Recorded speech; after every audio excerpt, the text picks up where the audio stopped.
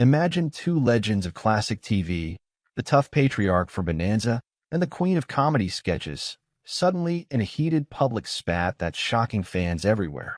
You won't believe what finally pushed Lorne Greene to speak out against Carol Burnett after decades of silence. This fight is turning ugly fast. Stick around to hear the full story. Hey folks, let's dive right into those magical years when TV was king and stars like Lorne Greene and Carol Burnett lit up our living rooms. Lorne, with his deep voice and commanding presence, became a household name as Ben Cartwright on Bonanza, leading his family through the wilds of the Ponderosa Ranch.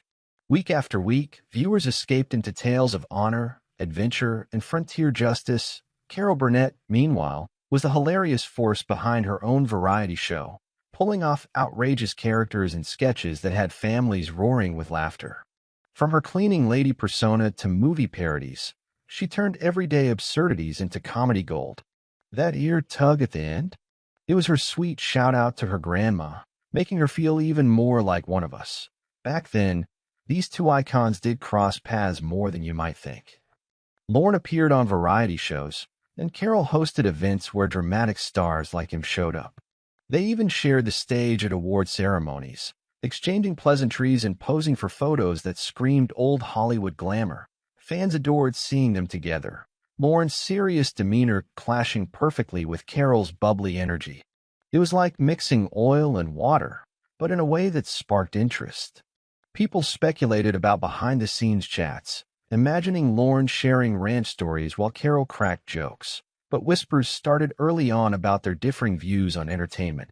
Lorne came from a background in radio drama and Shakespearean theater, valuing precision and emotional depth in every line. He believed acting was about conveying truth, not chasing laughs at any cost. Carol, on the other hand, embraced the chaos of live TV. Her show thrived on improvisation, cast members breaking character, and genuine belly laughs from the audience. It was all about connecting through humor, even if it meant things got a little messy on air. Some insiders recall Lorne expressing mild frustration in interviews about the shift toward lighter fare. He praised classic storytelling but hinted that over-the-top comedy sometimes diluted the art form. Folks now wonder if those comments subtly pointed at shows like Carol's. Despite that, they kept it professional for years. Lorne guested on comedy specials, and Carol respected dramatic actors in her tributes. No public spats, just mutual nods in a competitive industry. Lorne's Bonanza ran for 14 seasons, making it one of the longest-running westerns ever. He played the widowed father with such gravitas that kids everywhere wished for a dad like Ben. His Canadian roots added a unique flavor, starting from news broadcasting before hitting stardom. Carol broke ground as a female-led variety host, winning Emmys left and right. Her show lasted 11 years, featuring timeless sketches like As the Stomach Turns and celebrity guests galore. She made comedy accessible, showing women could be funny without apology. Their paths might have intertwined at events like the Emmys, where Bonanza and her show both nabbed nominations. Imagine them chatting backstage, Lorne in his tux, Carol in a glamorous gown, sharing laughs over industry quirks. Yet, as TV evolved, tensions and styles became apparent. The 1970s saw a boom in variety shows, but Lorne stuck to dramatic roles, even voicing documentaries later. He valued discipline, perhaps seeing Carol's ad-libs as too loose. Old crew members from crossover events spill tales now. One said Lorne once commented on a sketch rehearsal, suggesting tighter scripting for impact. Carol, ever gracious, laughed it off but stuck to her guns. This subtle divide didn't make headlines back then. Media focused on their successes, not nitpicks. Fans assumed all was well among TV royalty. Fast forward to Lorne's passing in 1987 from pneumonia.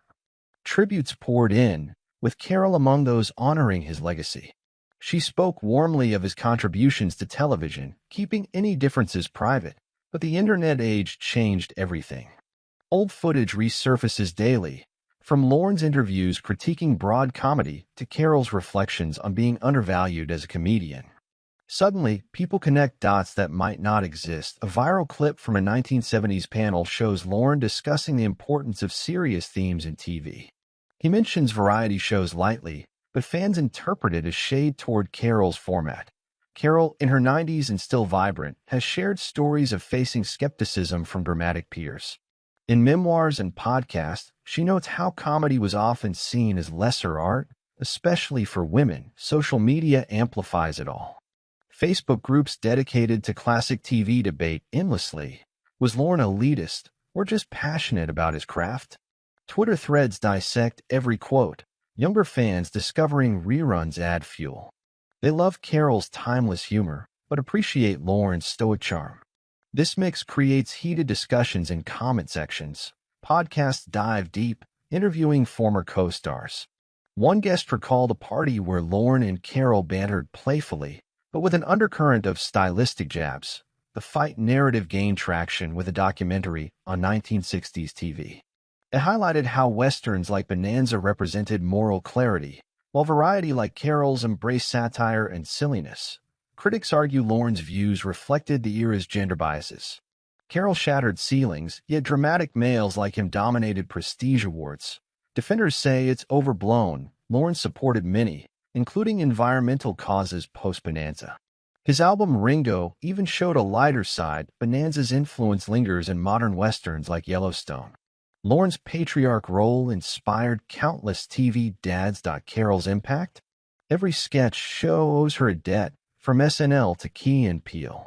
Her vulnerability in comedy paved ways for authenticity. Shared appearances, like Lorne on Sunny and Share a Show with Burnett-like sketches, hinted overlaps. Did he enjoy the fun or tolerate it? Fan fiction online imagines their feud in hilarious ways, but most want peace. After all, both made TV better. As debates rage. It reminds us Hollywood isn't all glamour. Egos, styles, and eras clash, even among legends. This resurfaced drama brings nostalgia waves. Families rewatch episodes, bonding over what made each star shine. In the end, perhaps the sour turn is more myth than fact. But it keeps their names alive in 2026 conversations. Lorne's environmental work, like narrating nature films, showed his depth beyond acting. Carol's philanthropy, supporting arts education, mirrors her giving spirit. Their legacies intersect in surprising ways. Both inspire generations to pursue entertainment dreams. Online forums buzz with polls, Team Lorne or Team Carol. Votes split evenly, showing balanced love. Media outlets run retrospectives, blending facts with speculation for clicks. Ultimately, this friendship gone sour saga celebrates their eras, inviting us to appreciate diverse TV styles. Now, in 2026, this old tale has blown up into a digital wildfire, with headlines twisting subtle differences into a full-on celebrity clash.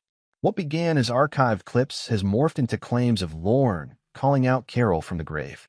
It's emotional, divisive, and hooking fans who never expected drama from these wholesome icons. Nostalgia content floods streaming platforms, letting millennials and boomers alike binge Bonanza alongside Carol's sketches.